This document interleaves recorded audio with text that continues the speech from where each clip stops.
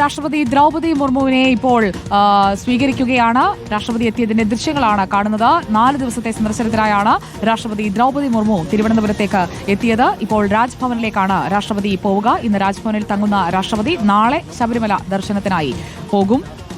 രാഷ്ട്രപതി ദ്രൗപദി മുർമു കേരളത്തിലെത്തിയിരിക്കുന്നു. ഗോപാൽ ശീലാസനൽ നമുക്കൊപ്പം. ഗോപാൽ, രാഷ്ട്രപതി ഇപ്പോൾ പ്രത്യേക വിമാനത്താവളത്തിൽ എത്തി. അവിടെ നിന്ന് പുറത്തേക്ക് വരുന്ന ദൃശ്യങ്ങളാണ് നമ്മൾ കാണുന്നത്. മുഖ്യമന്ത്രിയും ഗവർണറും മേയറും ഒക്കെ ഉണ്ടായിരുന്നില്ലേ സ്വീകരിക്കാൻ?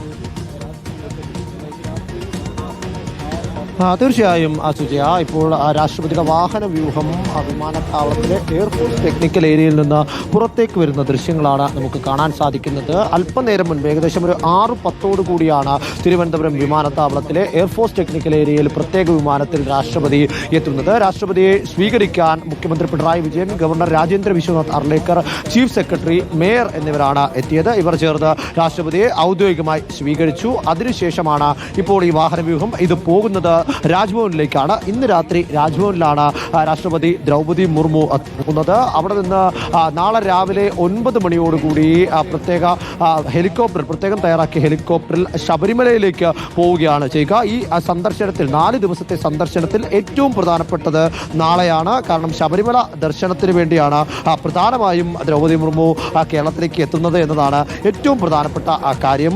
ശബരിമല ദർശനത്തിനായി രാവിലെ 9:30 ഇവിടെ നിന്ന് ഹെലികോപ്റ്റർ നിലയ്ക്കലിലേക്ക് എത്തുന്ന രാഷ്ട്രപതി അവിടെ നിന്നും ത്രിവേണി സംഗമത്തിൽ പ്രത്യേകം ജലസേചന വകുപ്പിന്റെ സജ്ജീകരണങ്ങൾ ഒരുക്കിയിട്ടുണ്ട്. അവിടെ നിന്നാണ് പമ്പയിൽ നിന്നുള്ള പമ്പാ സ്നാനം പൂർത്തിയാക്കുക. അതിനുശേഷം പമ്പ ഗണപതി ക്ഷേത്രത്തിലെത്തുകയും കെട്ടുനിറച്ച് പ്രത്യേകം തയ്യാറാക്കിയ ഗൂർഖ വാഹനത്തിൽ സന്നിധാനത്തിലേക്ക് പോവുകയും ചെയ്യും. സന്നിധാനത്തിൽ നിന്ന് ഏകദേശം ഉച്ചപൂജ അടക്കം തൊഴുത്തതിനു ശേഷം 12:20 ദർശനം നടത്തി ഉച്ചപൂജ കഴിയുന്നതോടുകൂടി സന്നിധാനത്ത് നിന്ന് തിരിച്ച് അതേ ഗൂർഖ വാഹനത്തിൽ തന്നെ നിലയ്ക്കലെത്തുകയും അവിടെ നിന്ന് ഹെലികോപ്റ്റർ മാർഗം നാളെ വൈകുന്നേരം തിരുവനന്തപുരത്തേക്ക് തന്നെ മടങ്ങിയെത്തുകയുമാണ് ചെയ്യുന്നത്. തുടർന്ന് നാളെ വൈകുന്നേരത്ത് തന്നെ തിരുവനന്തപുരത്തെ ഒരു പഞ്ചനക്ഷത്ര ഹോട്ടലിൽ രാഷ്ട്രപതിക്കും ഒരു അത്താഴ വിരുന്ന് ഗവർണർ ഒരുക്കുന്നുണ്ട്. പ്രധാനപ്പെട്ട മന്ത്രിമാരും മുഖ്യമന്ത്രി അടക്കമുള്ള എല്ലാവരും തന്നെ ആ പഞ്ചനക്ഷത്ര വിരുന്നിൽ പങ്കെടുക്കും.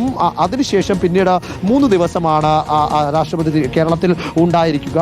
മറ്റന്നാൾ രാവിലെ KR നാരായണൻ, മുൻ രാഷ്ട്രപതി KR നാരായണന്റെ പ്രതിമ അനാച്ഛാദനമാണ് ഏറ്റവും പ്രധാനപ്പെട്ട ഒരു പരിപാടി. അത് കഴിഞ്ഞതിന് ശേഷം രാവിലെ 10 മണിയോടുകൂടി വർക്കല ശിവഗിരിയിലെത്തിയതിനു ശേഷം ശിവഗിരിയിലെ ശ്രീനാരായണ ഗുരു സമാധി ശതാബ്ദി ആചരണത്തിനെങ്കിൽ മുഖ്യാതിഥിയായി പങ്കെടുക്കും. അവിടെ നിന്നും 3:50 പാലാ സെന്റ് തോമസ് കോളേജിലേക്കാണ് രാഷ്ട്രപതി പോകുന്നത്. പാലാ സെന്റ് തോമസ് കോളേജ് ഗ്രൗണ്ടിൽ ഹെലികോപ്റ്റർ എത്തിയ ശേഷം അവിടുത്തെ പ്ലാറ്റിനം ജൂബിലി സമാപന പരിപാടിയിൽ രാഷ്ട്രപതി 4 ദിവസത്തെ സന്ദർശനത്തിനായി കേരളത്തിലേക്ക് എത്തിയിരിക്കുകയാണ്. ഗോപാൽ ശീലാസനലാണ് വിവരങ്ങൾ നൽകിയത്. രാജ്ഭവനിലേക്ക് പോവുകയാണ് രാഷ്ട്രപതി.